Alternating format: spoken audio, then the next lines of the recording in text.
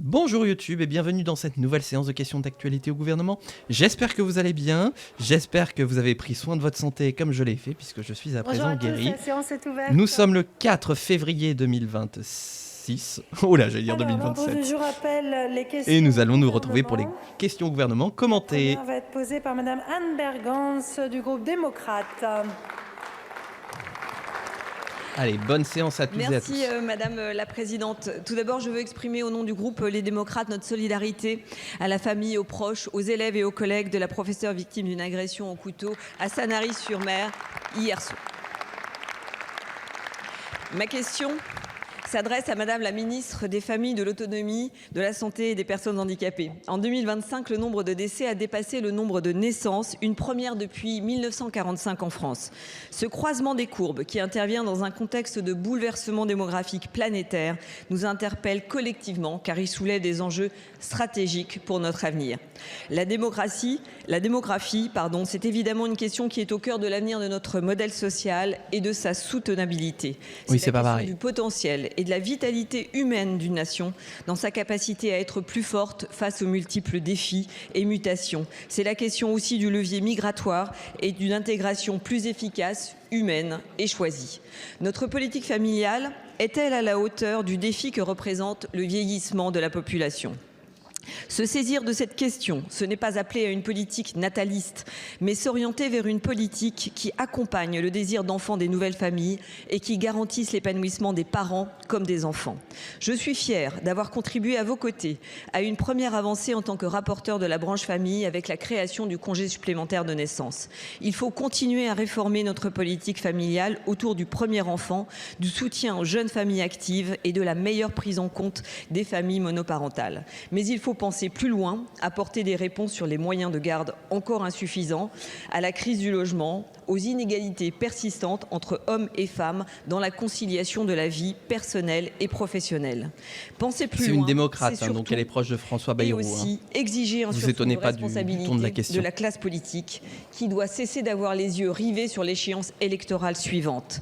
Dette démocratique, éducative, sociale, écologique, financière. On espère oui qu'il n'y aura pas d'autres dingueries parce que je ne vais pas pouvoir faire un post live. Quelle action structurelle le gouvernement prévoit-il en ce sens, en particulier sur notre politique familiale? Nous devons agir maintenant. Je vous remercie. Merci, moins comme la semaine dernière. La parole est à Madame Stéphanie Rist, ministre de la Santé. Merci Madame la Présidente. Madame la députée Bergan, permettez-moi de une démocrate naturellement aux députée démocrate des proches de la professeure de Sanary-sur-Mer. Merci pour votre question qui met en lumière le sujet des prochaines années pour notre modèle social, la démographie et notre transition démographique. Comme vous le soulignez, les courbes se sont croisées avec une chute de la natalité et vous le savez, plus d'un quart des Français auront plus de 65 ans en 2040. En parallèle, il faut le dire, nous vivons plus longtemps, sans limitation d'ailleurs, grâce aux progrès médicaux et à notre système de santé. Le congé supplémentaire de naissance sera effectif dès le 1er juillet 2026 pour l'ensemble des enfants nés à partir du 1er janvier. Je travaille avec l'ensemble des ministères concernés pour que tous les décrets soient mis en consultation en mars et soient signés au plus tard fin mai. Renforcer le pouvoir d'agir de nos concitoyens dans les choix qu'ils font, c'est également l'approche que j'ai retenue pour le lancement des travaux sur la fertilité et la périnatalité qui auront lieu demain. Je lancerai effectivement demain avec... mais il va falloir faire des bébés. Là, tout le monde dans le chat, vous me faites 2 bébés, là, maintenant. Pour acter le démarrage de mesures très concrètes que j'aurai le plaisir de détailler. À la demande de plusieurs d'entre vous, j'ai fait le choix de retenir infertilité et périnatalité pour embrasser l'ensemble des parcours des parents et futurs parents avant la grossesse, pendant la grossesse et durant les premiers mois de l'enfant. Je le redis, la transition démographique, Madame la députée, est notre priorité. C'est un enjeu collectif, social et à financer pour les années à venir. Je vous remercie. Merci beaucoup, Madame la Ministre. La parole est à présent Monsieur Charles de Courson pour le groupe Lyot. Oh, Charles de Courson, dont on a appris qu'il va monter une commission d'enquête. Ma question s'adresse à Madame la ministre de la Santé. Madame la ministre, l'article 13 de la loi du 30 décembre 2025 de financement de la sécurité sociale pour 2026 a instauré une double règle. La première règle vise à instaurer la non-répercussion du nouveau taux de 2,05% de la taxe sur les cotisations d'assurance maladie complémentaire, ce qui représente 1 milliard. Et une seconde règle qui vise à interdire toute augmentation en 2026 des cotisations d'assurance maladie complémentaire par rapport à 2025. Une négociation est d'ailleurs prévue par la loi avant le 31 mars 2026 avec l'Union nationale des organismes complémentaires d'assurance maladie, l'UNCAM et le gouvernement sur la non-répercussion de cette nouvelle taxe dans les cotisations 2026.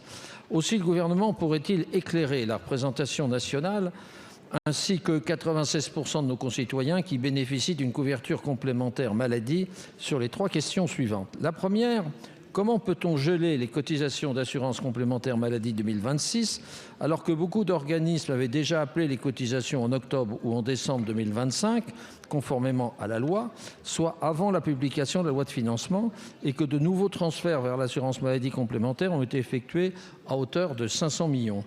La deuxième question, c'est comment peut-on interdire la non-répercussion de la nouvelle taxe de 2,05% sur les cotisations 2026 et considérer que le gel de ces cotisations... Je crois pas encore, ouais, non, je crois qu'elle est toujours là, la buvette, enfin l'alcool à la buvette. Pas la moindre.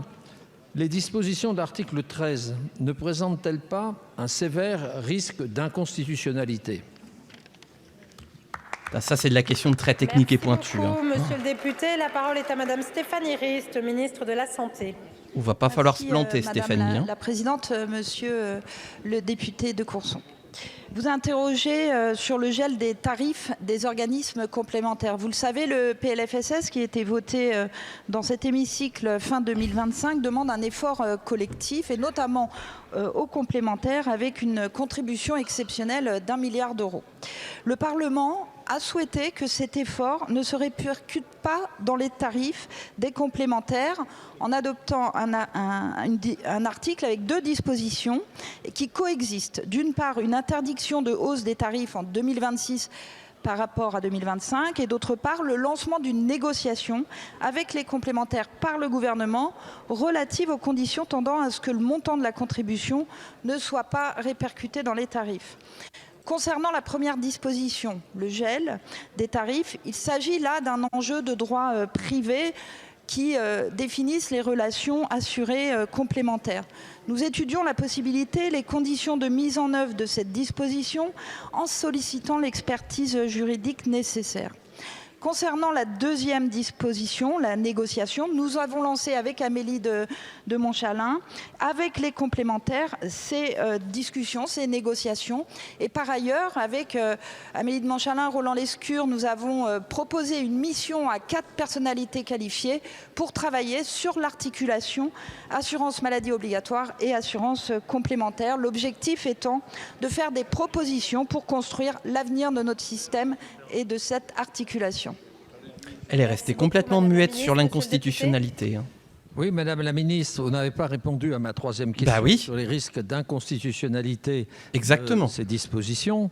Et sur le fond, les négociations ne sont pas très simples, puisque la loi dit que l'augmentation de 2% de la taxe sur les complémentaires santé doit être maintenue dans le cadre d'une prime qui est la même qu'en 2025.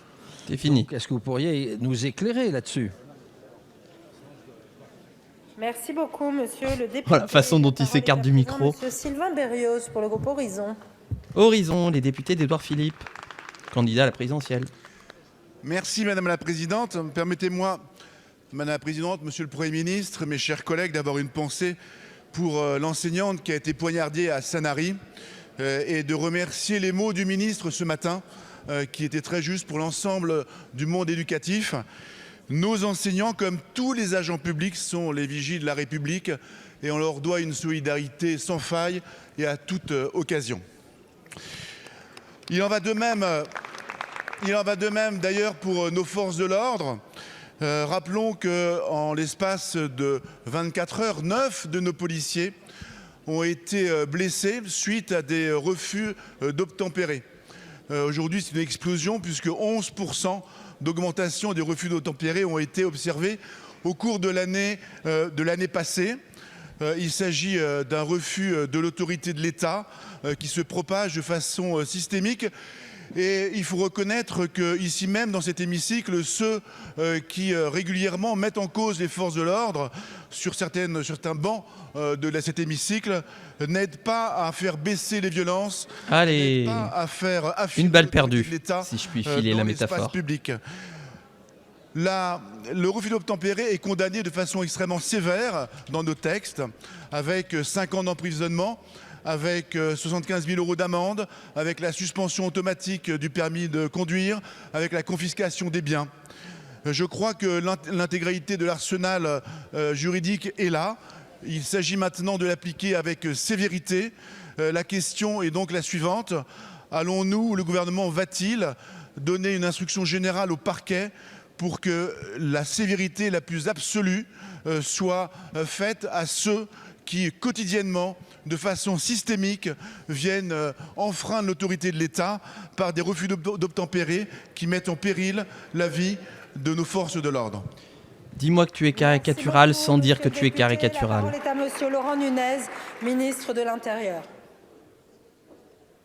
Merci beaucoup Madame la Présidente, Mesdames et Messieurs les députés. Monsieur le député, donc vous posez la question. On va avoir Stéphane Peu juste après, donc on va avoir le Premier ministre qui va répondre. En 2025 par rapport à 2024, vous avez cité le chiffre, 28 200 plus 11%. Et évidemment, il faut s'en inquiéter. Il faut s'en inquiéter, mais il faut aussi voir quelque chose, parce que j'entends beaucoup dire de choses sur les refus d'obtempérer. Ça veut dire aussi qu'on est présent sur le terrain, qu'on patrouille de manière efficace et surtout qu'on ne laisse rien passer. J'entends certaines presses dire l'échec de l'État. Où est l'échec de l'État quand nous sommes revenus sur des instructions qui, a encore 20 ans, ne demandaient pas de poursuites, ne demandaient pas aux forces de l'ordre d'engager les poursuites. Se contenter de dire ce n'est uniquement quand il y a des délits, des crimes de sang que vous pouvez engager les poursuites. Nous sommes présents, nous sommes fermes et nous avons des instructions d'autorité qui sont données à nos forces de sécurité. C'est une bonne chose. Alors évidemment, il peut y avoir des blessés et vraiment je le déplore.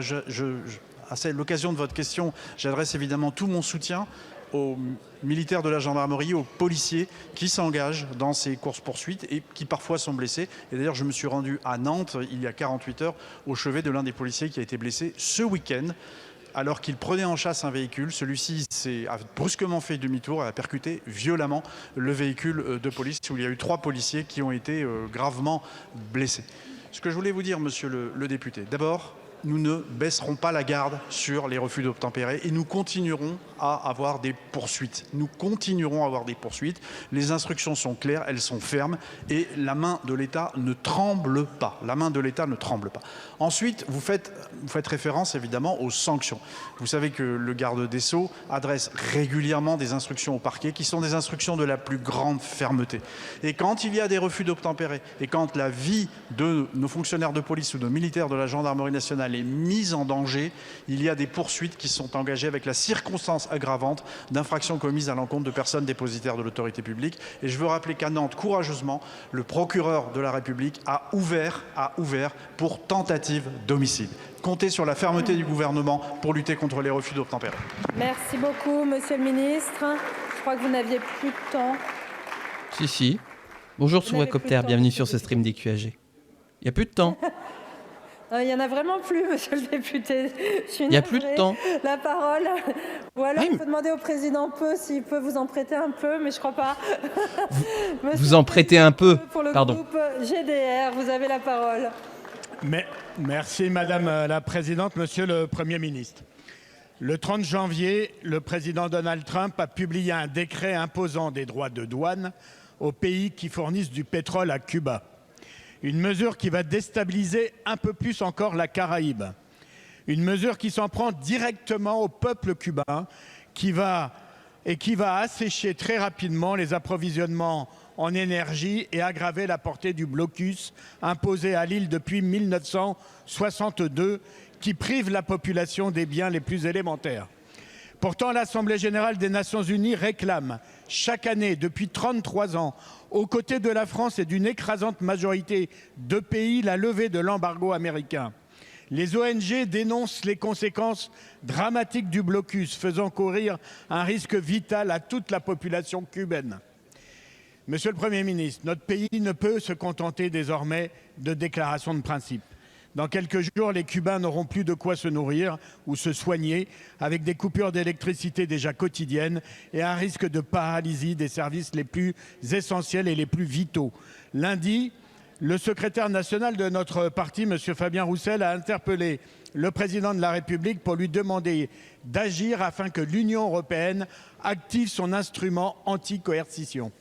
Pouvez-vous nous indiquer, Monsieur le Premier ministre, si la France va agir en ce sens? Par ailleurs, quelles initiatives immédiates notre pays entend prendre avec ses partenaires européens et les Nations Unies pour sécuriser des corridors humanitaires maritimes et aériens? Il est en effet urgent de garantir l'acheminement d'une aide immédiate qui ne pourrait être entravée par des mesures américaines unilatérales contraires au droit international et aux principes les plus élémentaires d'humanité. Merci beaucoup, Monsieur le Président. Alors, vous ne laissez pas avoir avec l'instrument anti-coercition de faire croire que ce serait efficace ou quoi, parce qu'il faut 1 an pour le déployer. 1 an de discussion minimum.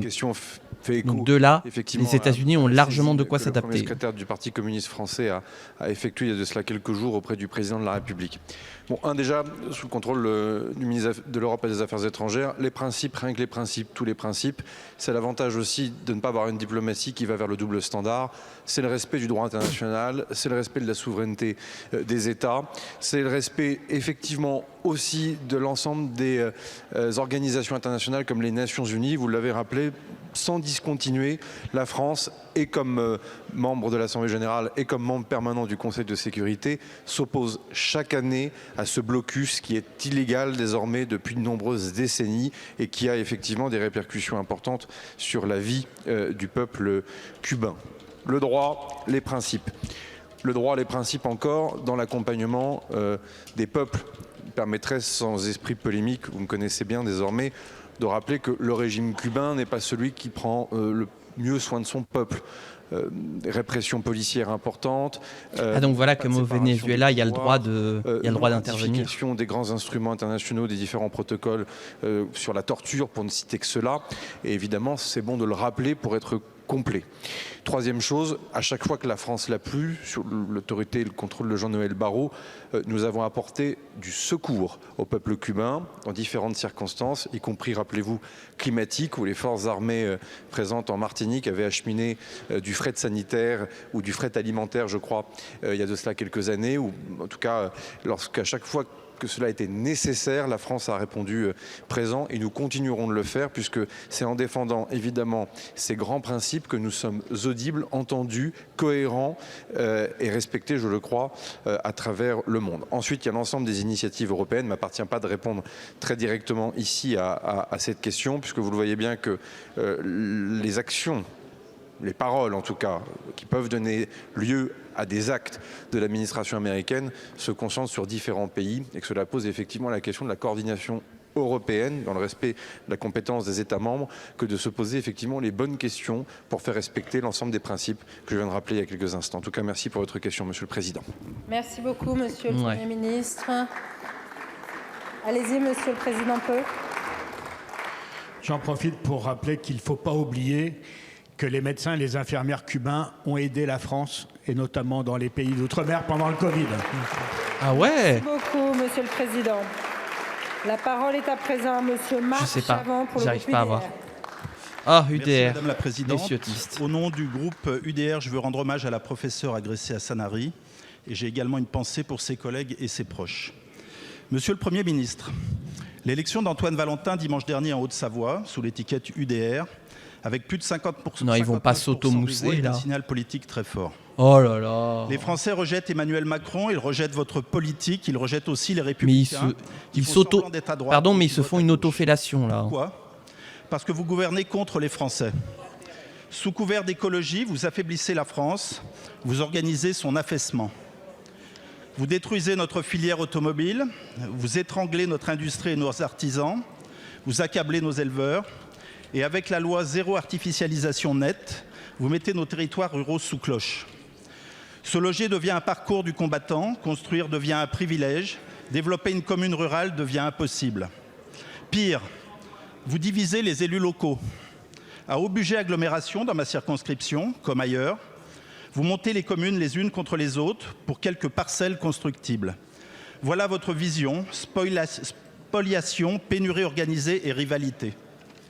Derrière cette écologie punitive, il y a aussi une dérive autoritaire. Le Parlement ne vous suit pas, 49.3. Un texte vous dérange, vous le bloquez. Les Français dénoncent les zones à faible émission, vous les ignorez, vous les méprisez. Vous ne gouvernez plus avec le peuple, vous gouvernez contre lui. Et pendant ce temps, vous imposez un wokisme d'État, mépris, culpabilisation permanente, rééducation. On nous dit comment vivre, comment nous chauffer, comment travailler, comment nous déplacer. Alors, Monsieur le Premier ministre, allez-vous enfin écouter le peuple? Il serait parce que c'est pas du tout leur programme. Allez-vous supprimer les ZFE? Allez-vous l'UDR et ORN. Lausanne? Allez-vous arrêter cette de dire aux gens comment vivre, de séparer les gens. Merci beaucoup, monsieur le député. La parole est à madame Maude Bréjon. Bonjour Afra. Du gouvernement. Merci madame la présidente. Ouais, non, mais il n'y a rien qui va dans cette question. Il n'y a rien qui va. Beaucoup de modération dans votre question. Je ne sais pas par quoi commencer. D'abord, peut-être par. Elle a du courage, Maude Bréjon, pour le répondre. Il est représenté par les élus et les 577 députés qui siègent aujourd'hui dans cette Assemblée nationale. Et que ce sont les lois de la République votées par les députés de cet hémicycle qui s'appliquent. Ils se sont d'ailleurs encore prononcés. J'en profite pour féliciter. Je sais pas, faut regarder sur le Discord. Ma collègue Stéphanie Rist, qui a été réélue, vous le voyez, par le peuple. J'aurais peut-être dû sortir le bingo, ouais.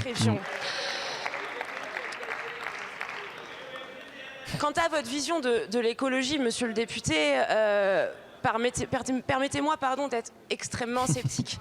Si vous pensez que nier la science, comme vous êtes en train de le faire, en ne regardant pas, en refusant de regarder ce qui se passe, par exemple sur les émissions de CO2 qui sont traitées dans le... Ben, oui, mais en fait, c'est de ça dont on parle. C'est de ça dont on parle. Vous parliez d'énergie. 60% de l'énergie consommée en France provient des énergies fossiles. Et vous en êtes 60%? encore, vous et vos amis du Rassemblement national, à et le nucléaire, il pue des pieds? Et l'énergie nucléaire, alors qu'on sait que les émissions liées aux énergies fossiles aujourd'hui font des dégâts considérables sur la santé publique.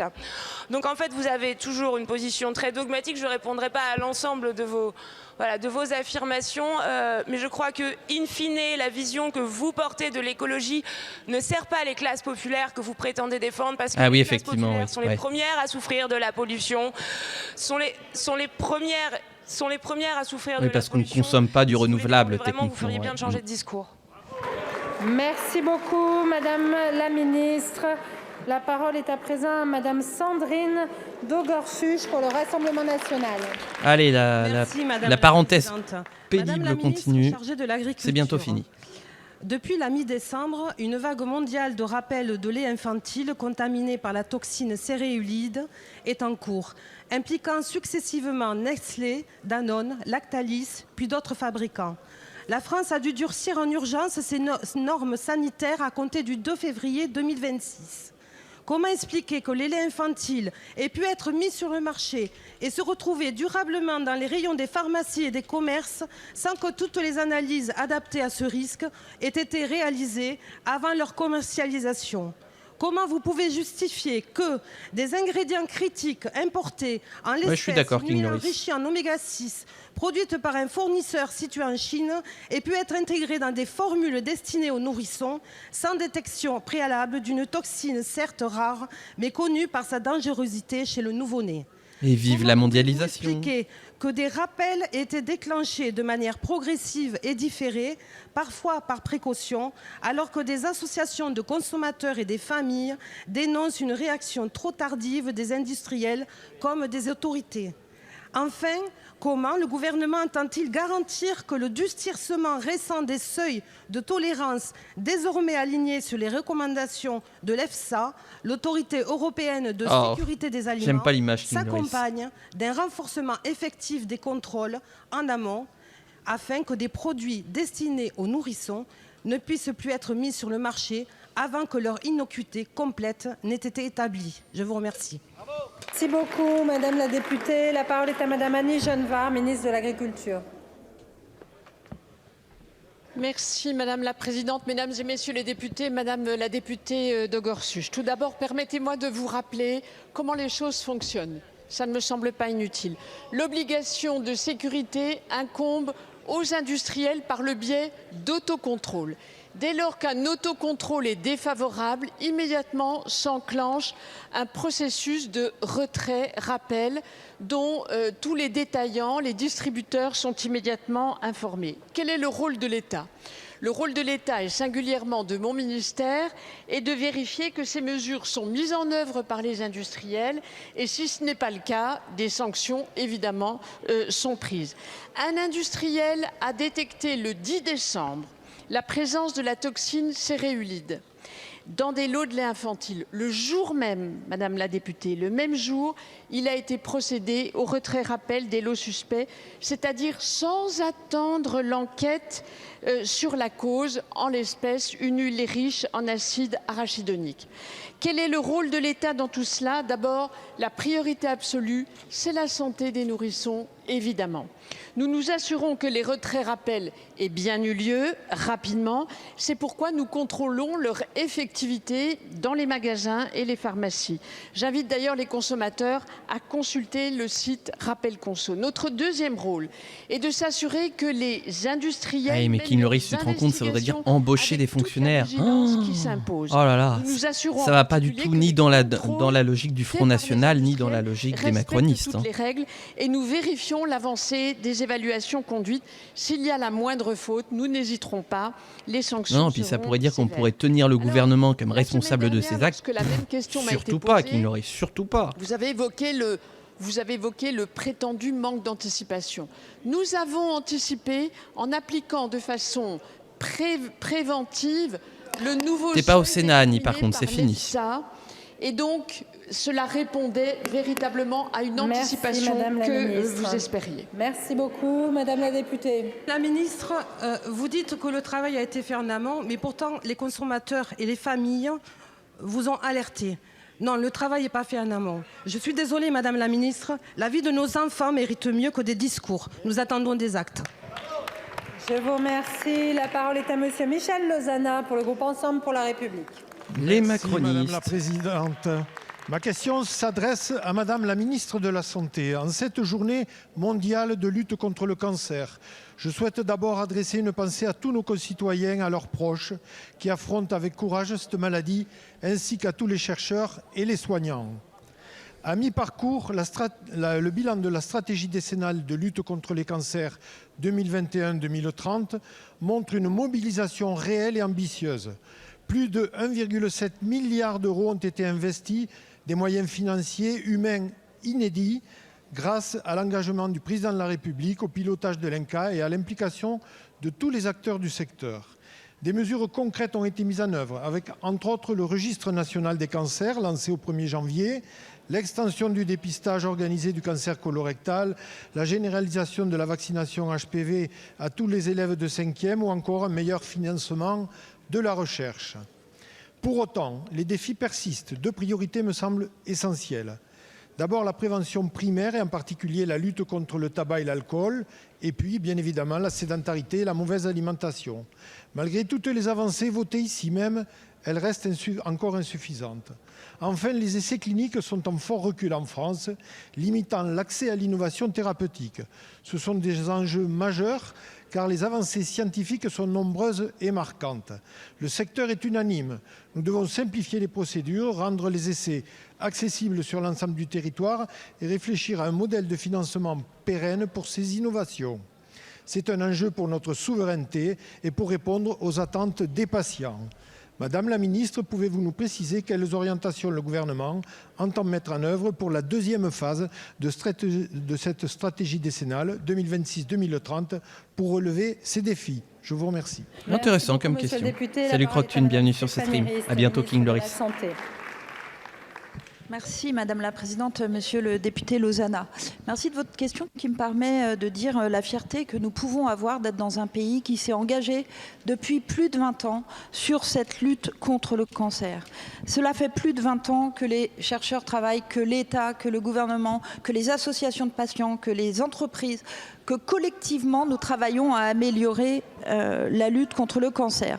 Vous l'avez dit, il a été annoncé ce matin la deuxième partie de la stratégie décennale des années 2026 à 2030 de 1,7 milliard d'euros pour les 5 prochaines années. Il est évident que nous devons passer à une génération prévention.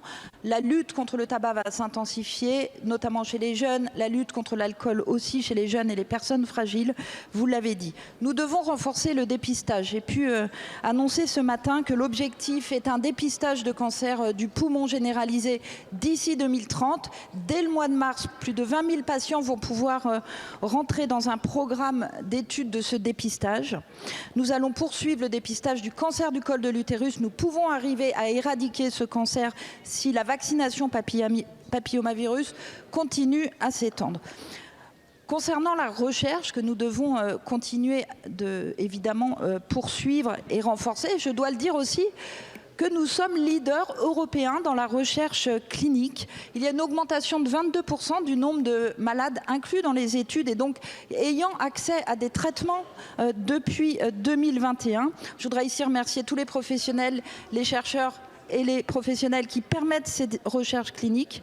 Nous apporterons un soutien spécifique dans le cadre de cette recherche clinique au territoire d'outre-mer.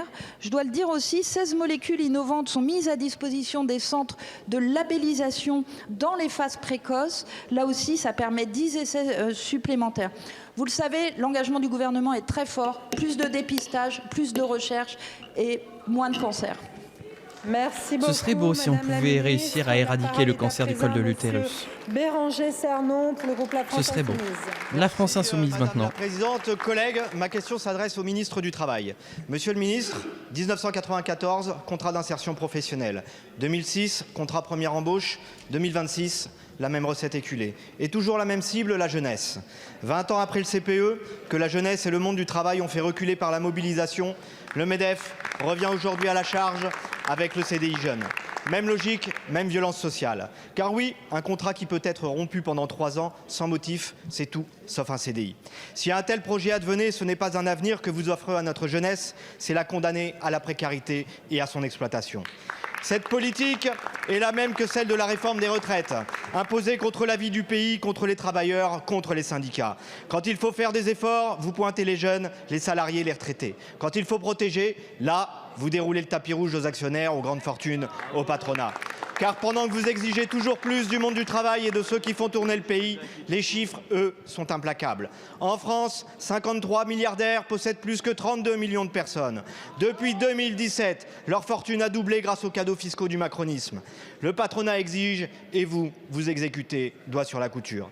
À l'heure où vous attaquez le 1er mai, unique jour férié et chômé, symbole des luttes, de la dignité et de l'histoire du monde du travail. À l'heure où vous contestez le droit de grève dans les transports, allant même jusqu'à la volonté de réquisition, jamais la lutte des classes n'a été aussi prégnante qu'aujourd'hui. 1er mai, retraite, droit de grève, code du travail, des acquis sociaux arrachés par la lutte, parfois par le sang. Mais comme le disait Ambroise Croizat, lui aussi ministre du Travail, le patronat ne désarme jamais. Alors, monsieur le ministre, ma question est simple. Quand votre gouvernement cessera-t-il de désarmer face au patronat et d'en être sa courroie de transmission?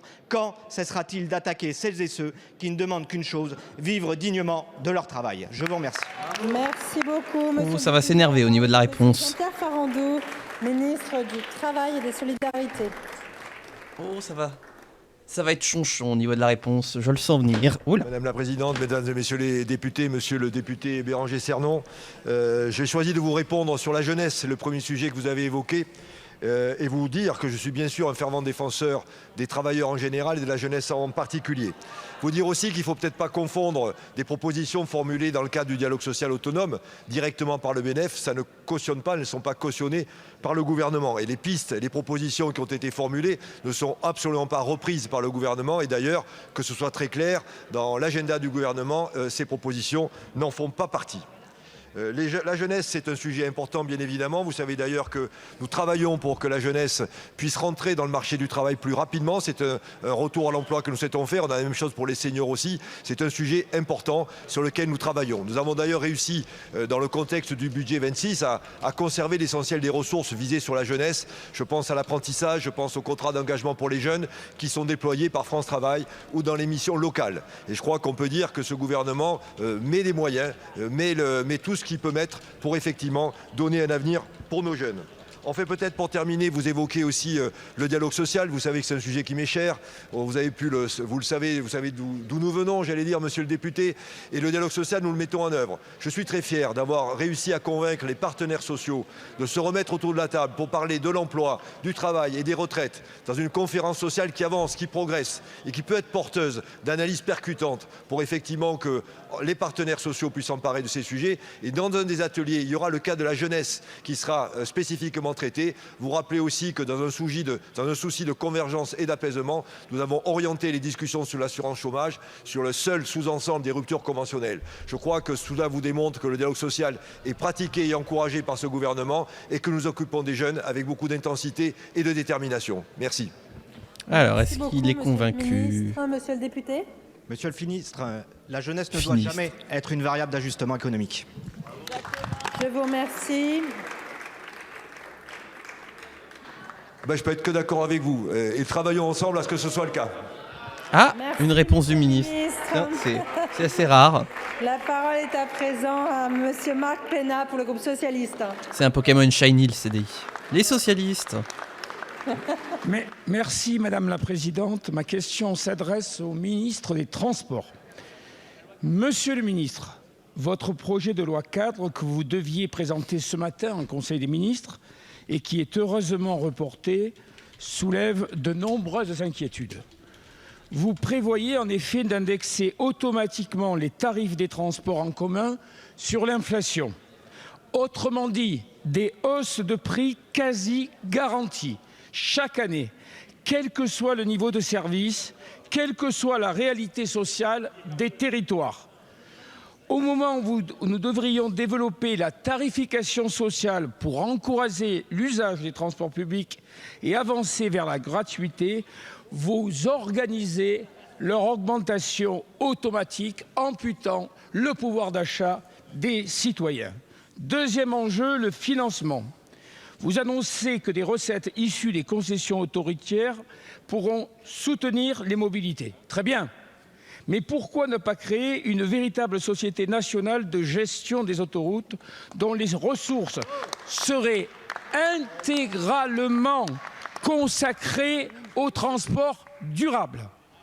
Par ailleurs, votre texte reste silencieux sur la mobilité solidaire et sur l'accessibilité pour les personnes en situation de handicap. C'est une faute, une honte presque, à l'heure où tant de nos concitoyens renoncent à se déplacer. Enfin, quelle garantie avez-vous que ces moyens iront réellement à la décarbonation des transports, notamment pour le développement du fret ferroviaire et la réouverture des petites lignes? Autour de ma circonscription, entre Aix et Marseille, les embouteillages toute l'année saturent nos routes. Les habitants, comme dans l'ensemble de notre pays, attendent des trains plus fréquents et la réouverture de liaisons, comme par exemple à Aix-en-Provence, Aix-Rognac. Monsieur le ministre, merci beaucoup. Allez-vous revoir votre copie sur ce point? Merci. La parole est à monsieur Philippe Tabarot, ministre des Transports. Merci beaucoup Madame la Présidente, Mesdames et Messieurs les députés, Monsieur le député Pénat. Le projet de loi 4 pour le développement des transports sera présenté la semaine prochaine en Conseil des ministres. C'est un texte historique parce qu'il va sécuriser les moyens d'entretenir nos réseaux pour les 30 prochaines années. Pour vous répondre sur l'indexation d'abord, parce que j'ai entendu ces jours-ci beaucoup de fake news, votre question me donne l'occasion de rétablir un certain nombre de vérités. Je veux être très clair, le gouvernement n'a aucun plan caché sur la tarification. Il ne fixe d'ailleurs pas les tarifs des transports en commun, c'est la liberté des collectivités. Ce texte donne tout simplement la possibilité aux autorités organisatrices qui le souhaitent d'indexer le prix du billet sur l'inflation. Sur la tarification sociale, je suis d'accord avec vous, mais pas sur la gratuité. Les collectivités peuvent et doivent mettre en place des tarifs solidaires pour les plus démunis, les publics prioritaires, comme c'est d'ailleurs le cas sur votre territoire. Mais la gratuité généralisée est une erreur. Rien n'est gratuit et si ce n'est pas l'usager, c'est le contribuable ou les entreprises qui payent. Aujourd'hui, les usagers financent moins de 25% du coût réel des transports en commun. C'est 2 à 3 fois moins que chez nos voisins européens. L'indexation permettrait uniquement de stabiliser la contribution des usagers. Sur le fléchage des recettes autoroutières, vous avez raison de poser cette question, car c'est le cœur même du texte. À partir de 2032, l'intégralité des nouvelles recettes autoroutières sera fléchée vers les infrastructures de transport. 2,5 milliards d'euros par an supplémentaires, sans augmenter les impôts, sans augmenter la dette. Et je vous le confirme, la décarbonation, la régénération et la sécurisation de nos réseaux sont notre priorité absolue. Sincèrement, je ne veux pas vivre le mois de janvier que vient de vivre mon homologue espagnol avec 3 accidents ferroviaires mortels. Enfin, je veux souligner que ce texte est le fruit de la conférence Ambition France Transport qui a réuni au printemps des élus et parlementaires de tous bords et notamment de votre groupe, monsieur le député, dont certains de vos collègues. Ah, Yael est partie à la buvette. Devient et reste une priorité. Beaucoup, investir massivement. Là, c'est fini. Bah oui, non, c'est fini. Oui. Vous pourrez... non, c'est fini des deux côtés. Vous avez débordé de part et d'autre. La parole est à présent à monsieur Vincent Rolland pour le groupe Droite républicaine.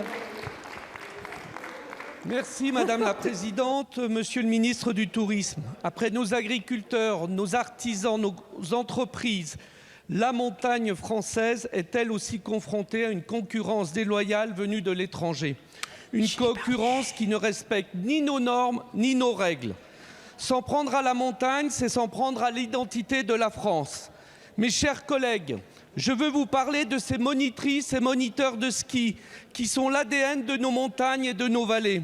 Pour des millions de Français, ils prennent leur part dans ce qu'il y a de plus précieux en nous, les souvenirs d'enfance.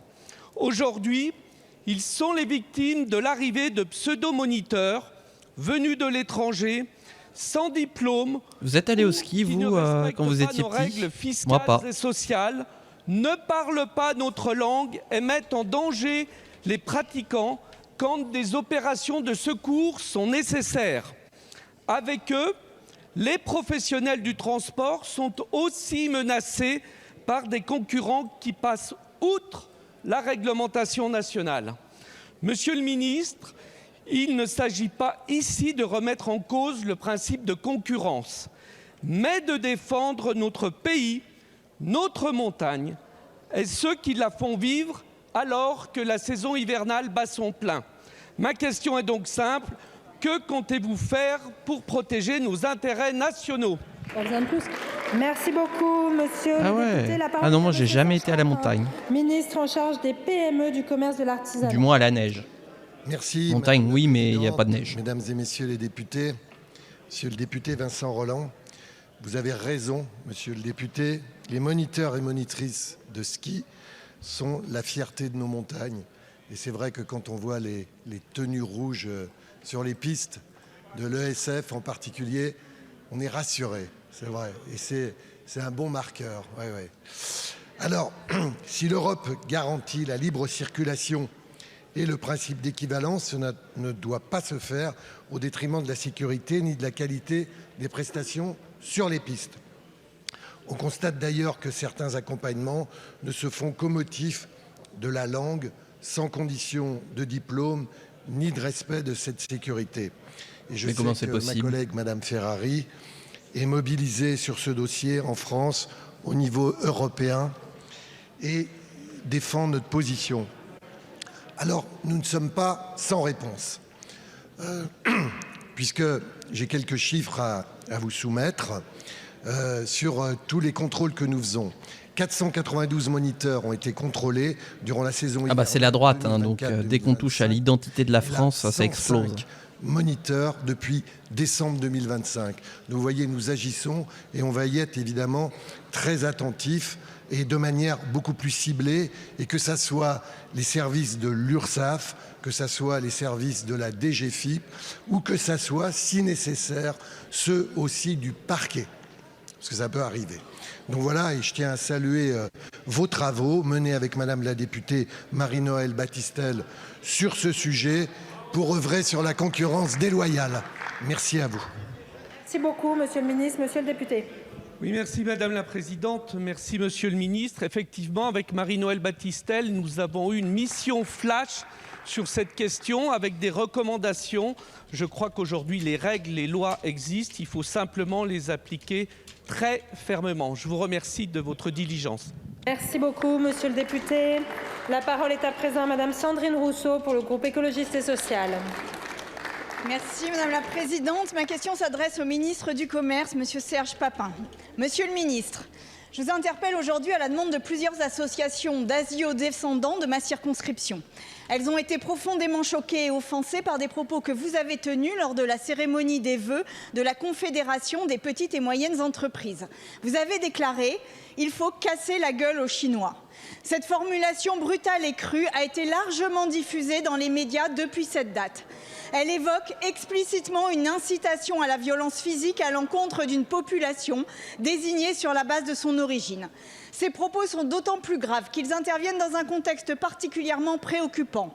Longtemps banalisé, minimisé, voire invisibilisé sous couvert d'humour, le racisme anti-asiatique connaît depuis la pandémie du Covid-19 une recrudescence alarmante.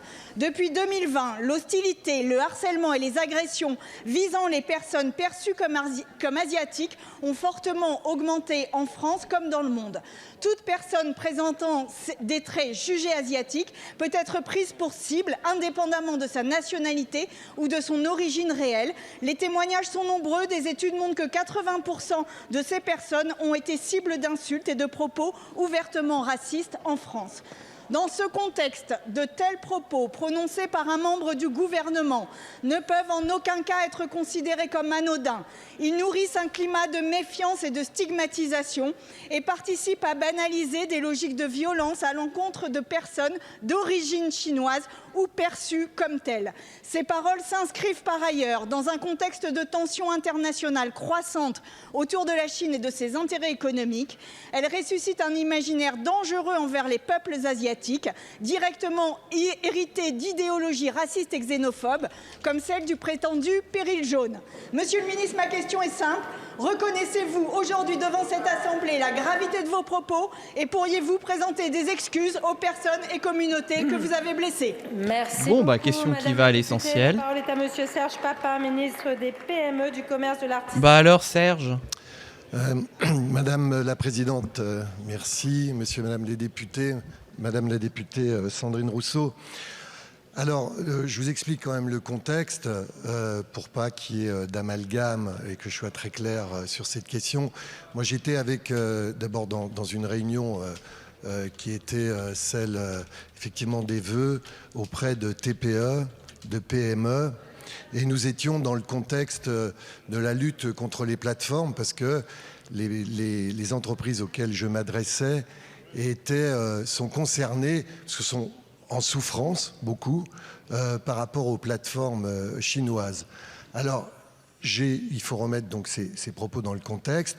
Moi, évidemment, ça avait un caractère uniquement commercial. Il n'y a aucune xénophobie, aucun racisme dans ces propos. Pas présenter tes excuses. Ils ont pu être considérés comme ça, je m'en excuse. Très bien. Hein, voilà, mais ce n'était pas du tout mon intention. Mon intention était de l'empathie, si je puis dire, avec ces entreprises-là, qui sont, elles, vraiment en souffrance. Et comme vous avez pu le constater, que je cherche à défendre pour l'intérêt général de ce pays. Voilà. Soyons empathiques, sauf les Chinois. Merci beaucoup. C'est globalement ça la réponse.